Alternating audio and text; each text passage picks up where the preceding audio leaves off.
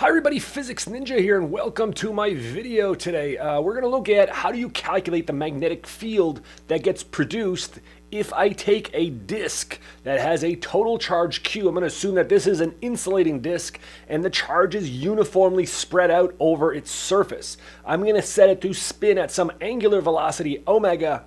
And the question is, how do you determine the magnetic field produced by this disk at this point P over here? Now, the point P is along the center axis of that disk. The equation that we're going to get to is written down below the figure. It is quite a complicated problem. All right, we're going to break it down into manageable steps. And once we're done, at the end, we're also going to expand this result to look at what happens now if that point P is really, really far away from the disk. In that case, you could show that the magnetic field reduces to this very nice, friendly looking expression. It involves the magnetic moment of this spinning disk and also the distance cubed, which is an interesting result all by itself. All right, like with all my videos, if you like it, give it a thumbs up. Consider subscribing to Physics Ninja. It's the best way to support what I do. You can give a super thanks if you want. And now, we also offer t-shirts, right? Maybe visit my store, physicsninja.etsy.com. Consider getting a shirt to support Physics Ninja. All right, let's get started. All right, so here is the basic geometry that I'm considering here. Now, what I am going to do here is I'm going to break this disk down into a whole series of rings, okay?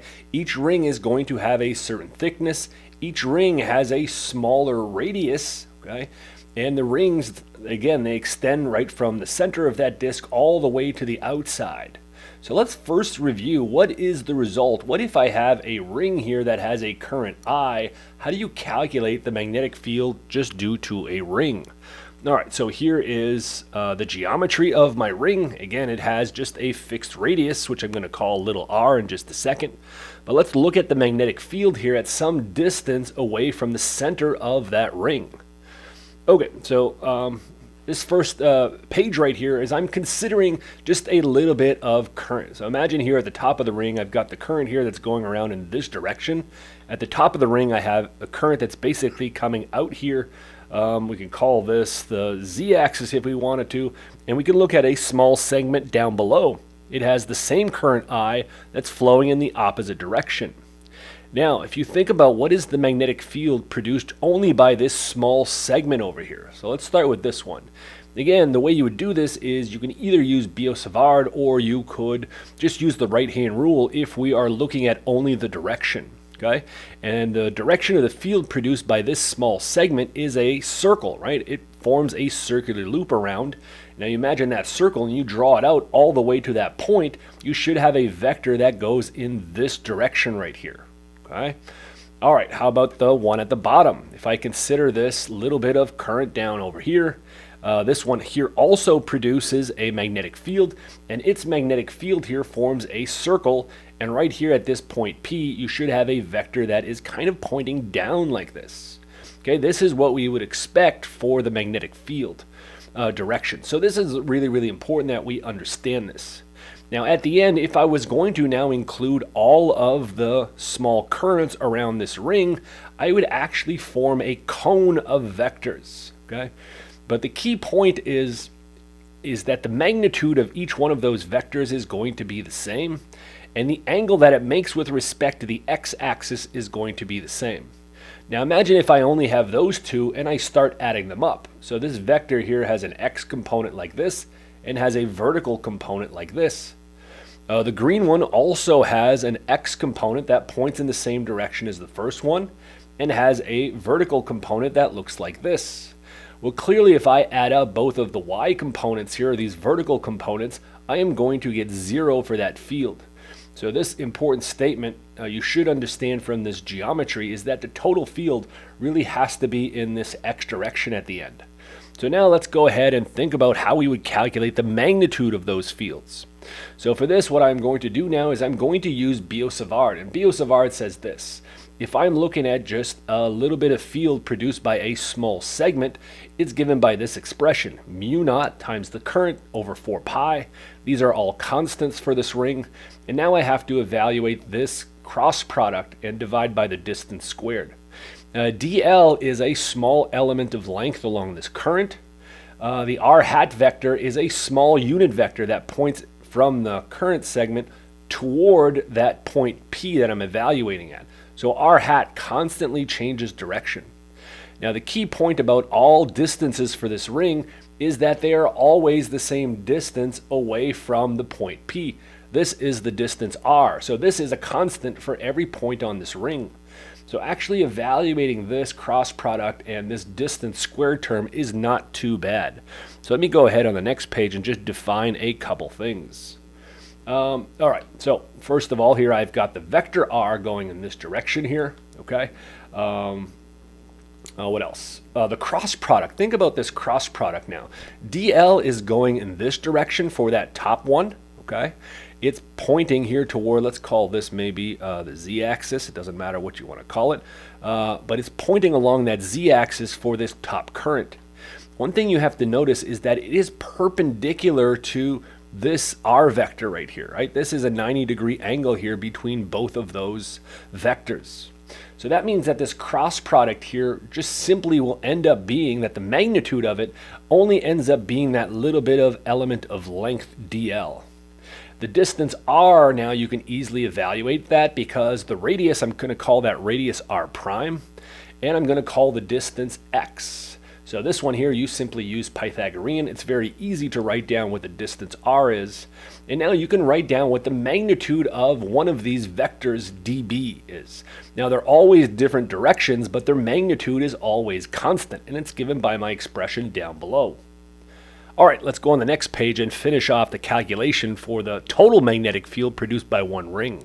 Okay, so we start now with our magnitude of that field dB. Again, all we want to do now is break the vector down into components, and we're only interested in the x component of that field. Okay, so now this is really a tricky part here. Okay, I've defined my angle theta to be this interior angle, which means that if I take sine of that angle theta, sine of the angle theta, you should be able to write as the radius of that disk. What else? Divided by the distance. Okay, so that's why I've got sine of the angle theta here defined by this quantity right here. R prime divided by the total distance from that current element to that point P. All right, and now we're taking the x component of the vector. Okay, the x component is written right here. Now, notice that the angle theta is also, I've got it written inside this triangle right here, and that's going to help me break it down into components. So the x component of dB is dB sine of theta, the way that the trigonometry works out here in this triangle. So now you write down each component. We have dB that we previously found, and now you have our expression for sine of theta. Now this looks like a really complicated expression, but you can group together some of the terms. You can see the denominator terms here are the same. They just have different powers. When I group them together, I get this power of 3/2. And then you just have all the terms. Now this is simply one x component of one of these vectors. What you want to do now is you need to add up all the contributions from all the elements on the ring. Well, guess what? That means you have to integrate, right? If we're evaluating all or summing up all of those x components, let's go ahead on the next page and I'll just show you this integral. Now I'm doing this rather quickly because I've actually done this video before, so I'm just showing you the highlights here. So here's my dBx equation. What you want to do now is you want to find the total bx value for one ring. That means you have to integrate over this all of the dBx values. What we're integrating over, however, is this quantity right here, and all of these other terms end up being constants for any particular ring because the distance is always a constant, regardless of the segment that you're considering around each ring. So what does this mean? That means that I'm only integrating over each element dl, and that means I'm integrating over a full circle. That is simply that circumference of the circle. So that is what the integral boils down to.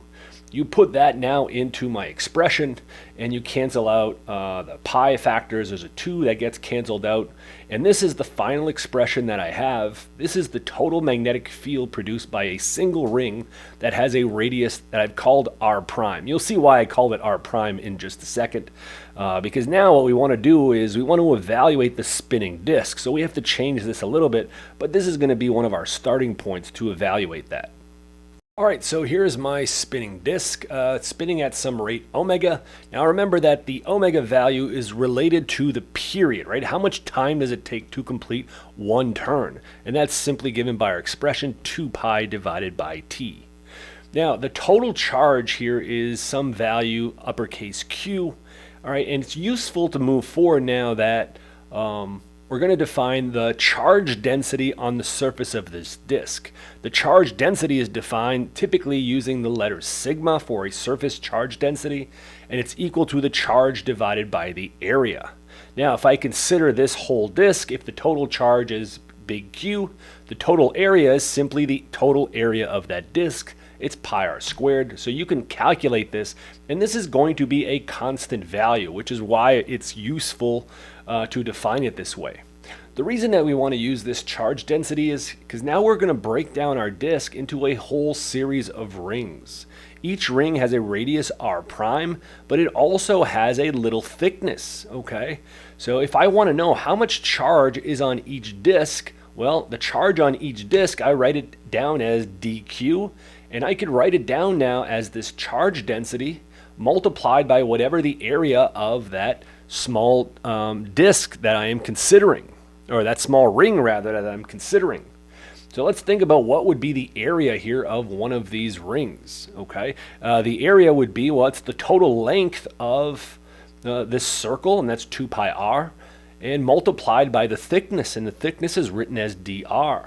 So you can write this dq here as being sigma 2 pi r prime dr prime, okay? Where dr prime is really the thickness here of that line, okay? That's the thickness of the shell.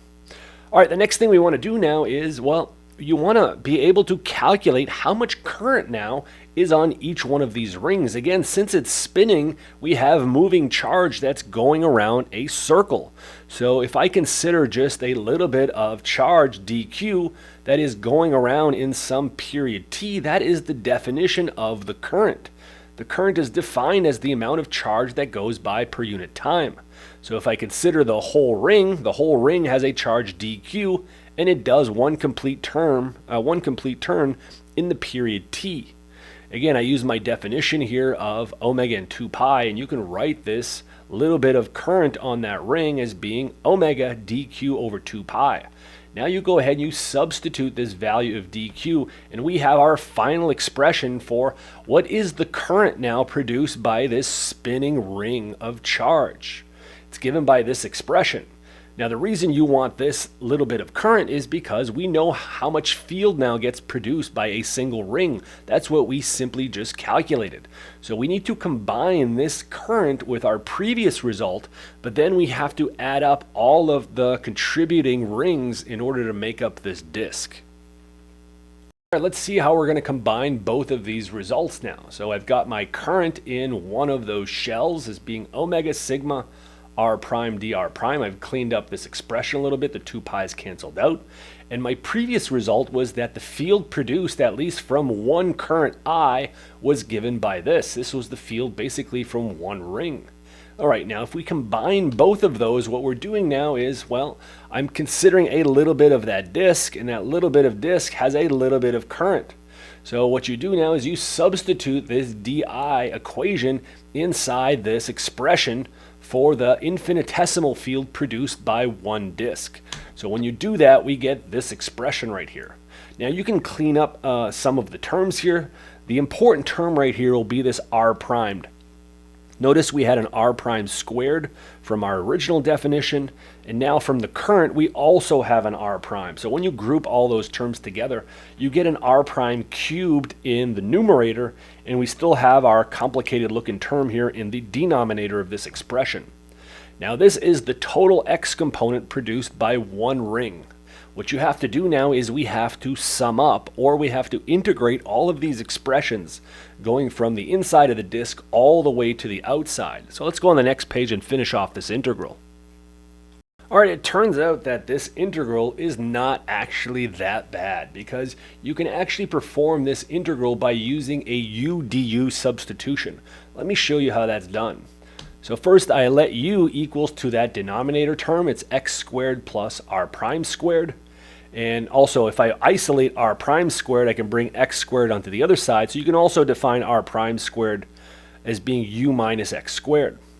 Now what you want to do is we want to differentiate our u term, right? So if you differentiate the first term with respect to r, you're going to get 2r prime dr, and that's useful to simplify this numerator term, okay? You can also write r prime dr prime as du over 2. Now you're going to have to combine both of these here to eliminate that numerator term, okay? But you can do that in a straightforward substitution. Now, once you do that, you also have to change the limits of integration, okay? So the limits of integration, well, r prime went from 0 all the way to r, so that means my u's are going to go from x squared all the way to r squared plus x squared. So if we write that integral now in terms of our new variables, this is what it should be over here, okay? So be careful when you work out this algebra. At the end, we could just simplify that a little bit. I just like to write it just in terms of u, in terms of powers. And you can see this is actually a pretty straightforward integral to evaluate. So all we need to do is one more slide and we'll have our final result for the total field. Here's the integral. This one is not that bad. The first term is just u to the exponent minus 1/2. And the second integral is u to the minus 3/2. I mean, you could do that integral. I think you're in a good position. So that becomes u to the 1/2 divided by 1/2, and the second term becomes minus x squared u to the minus 1/2 over negative 1/2. And now you still have to substitute these limits of integration inside this complicated looking expression. So before I substitute it, let me just write it maybe in terms of square roots here. So you have a square root of u term, and then you have a x squared divided by a square root of u term. And I've taken care of some of these negative terms here and cancel them out. Now we have to substitute these limits of integration in both of those expressions. And once you do that, look what you get. You get our final field expression, which looks like this really complicated looking term. Now these last two terms you can simplify because this becomes x, and this second term here also becomes x. So if I group both of those terms together, I am going to get to this final expression here. It's going to have negative 2x. Now the other thing I've done here is I've also eliminated my sigma, because my sigma was simply a constant term which was defined in terms of the total charge of the disk and the radius of that disk. So once you do that, we get to our final expression. Again, kind of a complicated looking expression, but it's okay, man, we did it. Now what we want to do is I want to see what happens now to the field produced by that disk if I am very far away. So we're going to try to expand some of these terms and see what happens. All right, so here's my expression. I'm interested in this limit now when x is much bigger than the radius. So I'm assuming that I'm just really far away from this spinning disk. So how can you write the total field? Again, we're still on the axis, but what I want to do now is if x is much bigger, now one thing you do is if you simply ignore, for example, the r squared terms, what you're going to end up getting is 0, okay? And that's not an appropriate limit. That's because you're simply not taking enough terms in that expansion. So this is really what we need to do in order to evaluate this, okay? So we have to use something called the Taylor expansion, okay? And the Taylor expansion I'm going to use is going to be this one right here, 1 plus u to the power n. And I could apply this expansion to this term and also to this term. These are the two that I want to apply in this limit. Now notice here that I've kept, for example, I got to keep 3 terms, okay? If I don't keep 3 terms, if I only keep the first 2 terms, you're also going to get 0, and that means you simply haven't kept enough terms in that expansion. So let's have a look at the 2 terms that I have. So first of all, this first term here, this square root of r squared plus x squared, if I want to write it in this kind of form, what you have to do is you have to factor out an x first. So again, I haven't made any approximations now. Now what you do is you set this whole term here as being u, or the whole term, even including the square here, as being my quantity u, and u is a small number, okay? And this is the expansion that I have. Now in the bottom one, I am expanding 1 over that term. 1 divided by the square root of r squared plus x squared. So this I can write exactly like this. And now again, I'm applying this same Taylor expansion, but to a term that has a different exponent. Notice that for the first one, it's 1/2. For the second one, it's -1/2. When you apply this expansion to both of those terms, you end up getting like this. Again, keeping the first 3 terms of that expansion. All right, and that's it. Now all you have to do is go back into the top equation and get the approximate value of the field once you're really, really far away in that limit. Okay, so if you do that now, I'm going to go on the next page and finish out this calculation. If you do that, what you end up getting now, again, I've substituted these approximations here. So this is the expansion for the first term, for the second term, and I still have that -2x value. Now you go ahead and you be careful with all the algebra that you do, but you'll eventually get to this equation right here. And this is really the final equation that you have. It's an interesting one because it says that the field, the total field, at least in that x direction, is proportional to 1 over x cubed, okay? And this is what we would expect from a field produced by a tiny spinning disk. All the rest of the terms have to do with the geometry, and that's it. Now, it is useful. I did one other thing here. One of my previous videos, I've actually calculated the magnetic moment of a disk. I use the letter M here, but you can also use the letter U to describe that magnetic moment. If you go ahead and check that video, I'll put the description or the link to that video in the description of this video. You'll see that for a spinning disk, the magnetic moment is equal to this quantity right here. So it involves the charge, the radius, and the spin rate of that disk. Again, now you can use that definition to rewrite the top equation that we had, and we are left with this final equation, which is kind of nice and compact, is that the magnetic moment equals, it's proportional first to the magnetic moment, right? The total magnetic field is proportional to the magnetic moment and inversely proportional to the distance cube from the center of that disk. Okay, this is kind of a really, really nice result. All right, folks, that's it for me. Hopefully you enjoyed this video. We shall see you next time.